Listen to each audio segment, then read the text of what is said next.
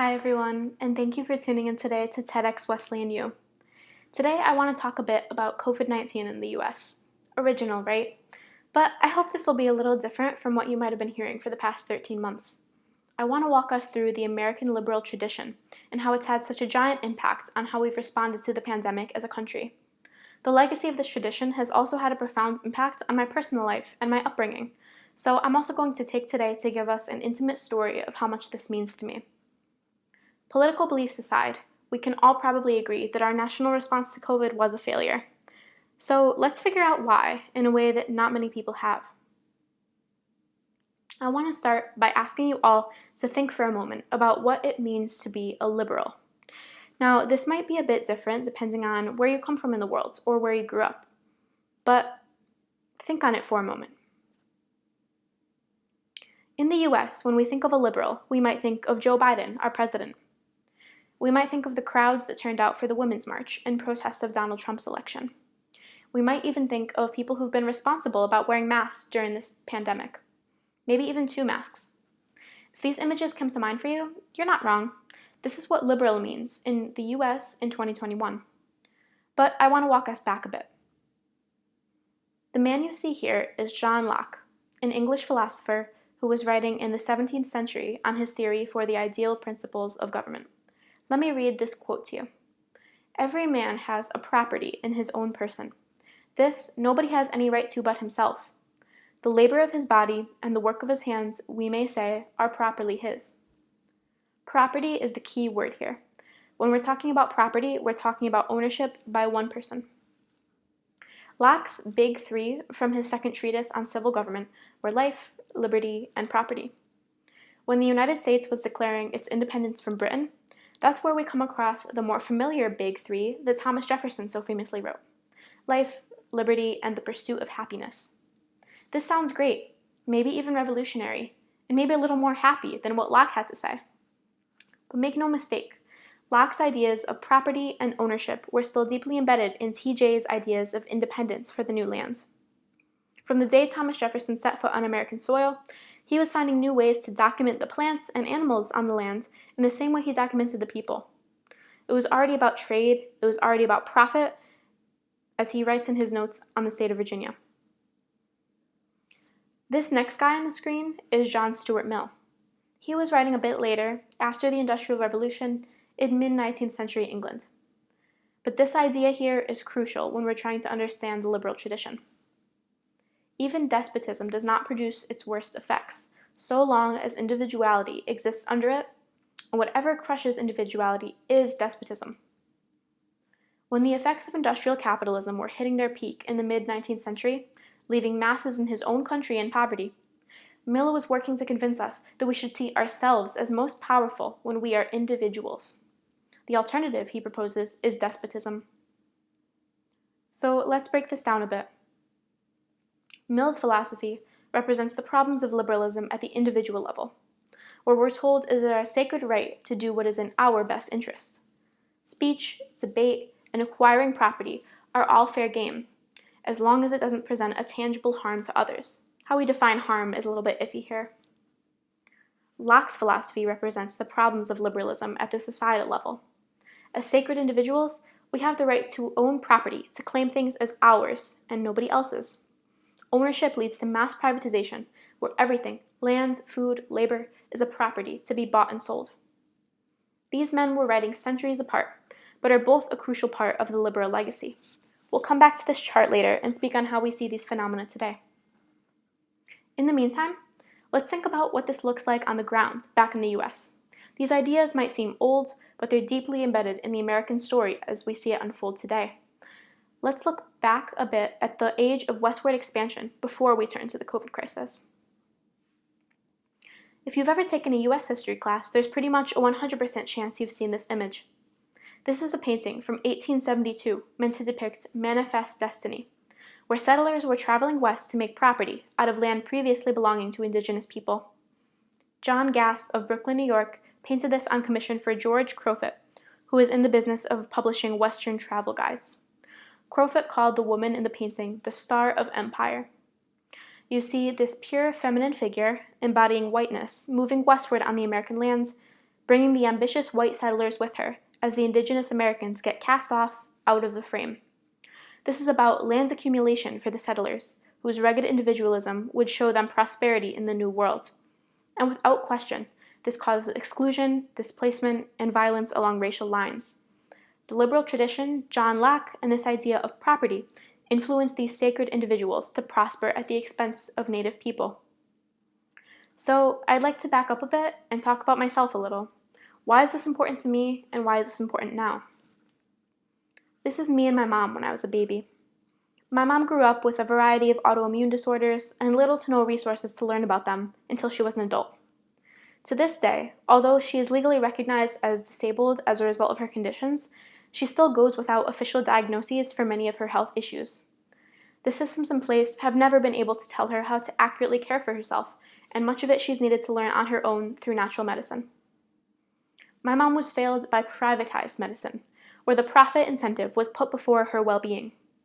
She was told she'd be immobile, bedridden, maybe even dead at an early age if she didn't take certain medications, some of which she was allergic to. Doctors wanted to sell her medicine before they wanted to actually understand her. They wanted to create profit off of her before they could actually understand her and give her the tools to actually heal. Lack of wealth and lack of shared academic and professional language didn't help at all and was very, very exclusive. Some call this neoliberalism. When we apply Locke's idea of property to everything, everything exists in a market. Every choice we make is dictated by what creates profit and what doesn't. For these reasons, I grew up not being vaccinated. The COVID vaccine was my second vaccine ever after the DPT, diphtheria, pertussis, tetanus shot I got when I was bit by a dog when I was little. My mom's skepticism about vaccines has unsurprisingly carried over into skepticism about the public health response to the pandemic. She's been very bothered by mask wearing, and she sees it as a means of social control. Right now, she's taking refuge in Florida for a few months, where she feels at ease with the lax COVID regulations and, people being like normal. In my mom's response to the failures of the privatized medical system, she embodied individualism. She knew that she could take care of herself and her family with the tools she knew to work for herself, and that no so-called professional was trying to sell her. This has extended into a distrust of disease prevention orders and public health measures from the government in general. Liberalism at the societal level was the problem to many people. And to many people, liberalism at the individual level also looks like the solution. I don't think my mom is one of these people, though, and I'll tell you all why soon. So how exactly does American individualism translate into our pandemic response? These researchers from UVA and the University of British Columbia worked hard at the onset of the pandemic to figure it out.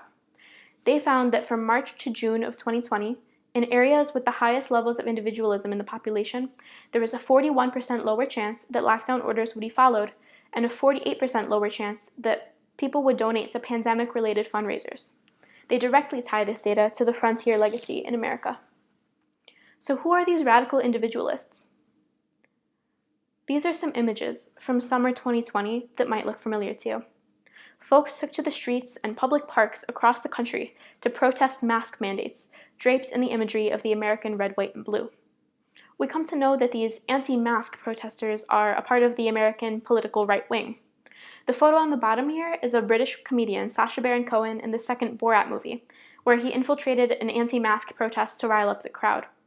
If you've seen the movie, you'll remember the crowd singing along with his racist lyrics and degrading and violent sentiments about Dr. Fauci. It's no doubt that these people are on the American right wing and for the most part supported Donald Trump. Ironically, I would argue that these radical individualists are actually upholding the traditions of liberalism. But are these violent and individualist legacies only a part of the political right wing? The Reds in our red and blue divide? So the right-wingers might be the most obvious and loud to the American eye, but I would say that the answer is no. We can't talk about the legacy of liberalism without talking about its societal impacts when neoliberalism starts to plague us. As Lisa Duggan defined it in 2014, neoliberalism is an ideology that became nationally prominent in the 1990s that presumes the free market is a response to our social ills, the state should limit its influence on the free market, and global corporate interests are the best interests for all the world. Neoliberalism is Locke's theory of private property brought to life and in its most extreme form. And it is indeed a blue problem, too. These issues extend far beyond our borders when we bring these pieces of the American ideology abroad. This photo on the left here is from 2016, when the US military was helping out with a relief mission in Haiti in the wake of Hurricane Matthew. This is just one small photo that shows just a snippet of how redevelopment initiatives after tragedy strikes in post-colonial, non-white countries are co-opted by American civil service agencies, backed by the private sector, work to displace local forms of aid and emergency response systems that are run by the local people who know the issues of their communities the best. This is neoliberalism at work. Critics of the multi-billion-dollar aid project to Haiti in the past decade cite the top-down approach without collaboration with the Haitian people as the main cause of its failure. People make hefty salaries off of the industry of charity and giving, while promoting American ideals of land ownership and power abroad. In USAID's report on its development plans in Haiti through 2020, the main priorities were, number 1, protecting US national security interests, number 2, asserting US leadership, and number 3, fostering economic opportunities for the American people. The hurricane relief in 2016 was just a helpful way to get troops into the country. But don't be fooled, behind these cardboard boxes was the logic of economic gain, asserting American power, with little intention to make the Haitian people leaders in their own communities. Neoliberalism was also at work in this example that's especially close to home for me. This photo was from summer 2020, when the Middlesex United Way hosted a food box distribution. I was at this event, helping get boxes to folks in our mutual aid network. But I want to point out something that these two photos have in common. The cardboard box here is a symbol of neoliberalism. Food and aid materials from a faraway, unknown place pass through the hands of people working hard to do charity. It's not a coincidence that these were both great opportunities for photos. Piles of cardboard boxes look great under liberalism, neoliberalism specifically, because they are a band-aid on how we cannot organize and feed ourselves and each other in our communities. There are more photos of cardboard boxes than there are people growing food in their home communities or buying food for their neighbors when they're sick. The liberal legacy is not just a red problem, but also a blue problem. The cardboard box is a band-aid on the very real issues of poverty and need that capitalism has created, all the legacy of the pillaging of the frontier. The same system that made the anti-maskers made the disconnected systems of charitable giving. So all of this has been a bit negative up to this point, I know. But there is no cause for despair. In fact, there's no time for despair. This pandemic has brought out some of the biggest evils of liberal individualism. But let's talk about the alternatives for change and community that it's also created. Communal futures. You see here Dean Spade's book, Mutual Aid, Building Solidarity During This Crisis and the Next. This book boomed in popularity in late 2020 as soon as it was released, in response to the new ways people have been organizing on behalf of themselves and their neighbors for the duration of the pandemic. The language of mutual aid is nothing new, but it's taking up serious space in the public discourse for the first time in so long. It's putting a label on how poor communities, indigenous communities, and communities of color have cared for themselves for centuries before the pandemic, when the powers that be could not. GoFundMe. The rise in GoFundMe since the beginning of the pandemic is a communal response to our systems failing us, and the neoliberal order telling us we don't need a social safety net. Since March 2020, 1 in 3 fundraisers on GoFundMe have been related to COVID safety and medical bills. This even prompted the CEO of GoFundMe to go on the record back in February saying that the platform was not supposed to replace the social safety net. But at the end of the day, GoFundMe is a great example of people stepping up to pitch in for one another when the government or the private sector simply cannot. They're a way that we share our resources amongst each other, with nobody telling us to, except the voice in our head that tells us we have empathy for others who are suffering. It's not a coincidence that my mom, who does, exemplify American individualism, will always donate to a GoFundMe when she can. And she even made one for me when I was housing insecure this year. So let's go back to Mill and Locke. If they are the problem, communal futures are the solution. At the individual level, the pandemic has revealed new reasons for us to have empathy for one another in the midst of mass suffering. GoFundMe is a great example, despite the fact that it in itself is a business and not an outlet for folks to organize on behalf of the community. At the societal level, Mutual aid and alternative systems of care are combating neoliberal systems, where everything is a question of profit. People are working locally and working together. Let's apply this to the story of my mom. If we had learned to take care of each other better within our communities, with knowledge of health and wellness getting passed from person to person, generation to generation, rather than from doctors to patient, my mom would not be seen as a conspiracy theorist or an anti-science skeptic or anything like that. She would find the care and solutions needed without stigma and without talking down. Not only would the chronically ill be shown more empathy at the individual level, alternatives to our privatized systems would create more holistic systems of care for everyone. I'll end with a photo that's close to my heart.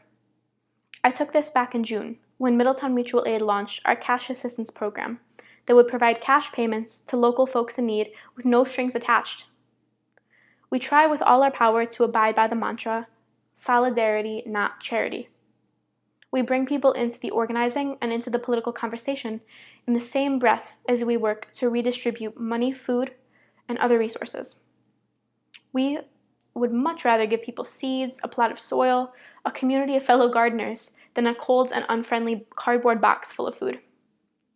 It's been an honor and a blessing to be part of a collective where we brainstorm alternatives to the liberal systems and actually put these alternatives to work. I'm super grateful for it.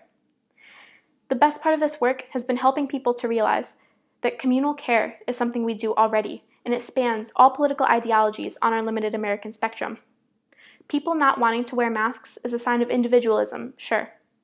But people do want to care for their neighbors and loved ones, especially when we're collectively going through times of suffering like we have throughout this pandemic, where we have no choice but to have empathy for those around us. Communal care is the antidote to liberalism in society, where everything is a private good. It's also the antidote to liberalism of the individual, where we care about ourselves at the expense of all else. We can all be agents of change in our own communities, so let's tap into the ways that we already are.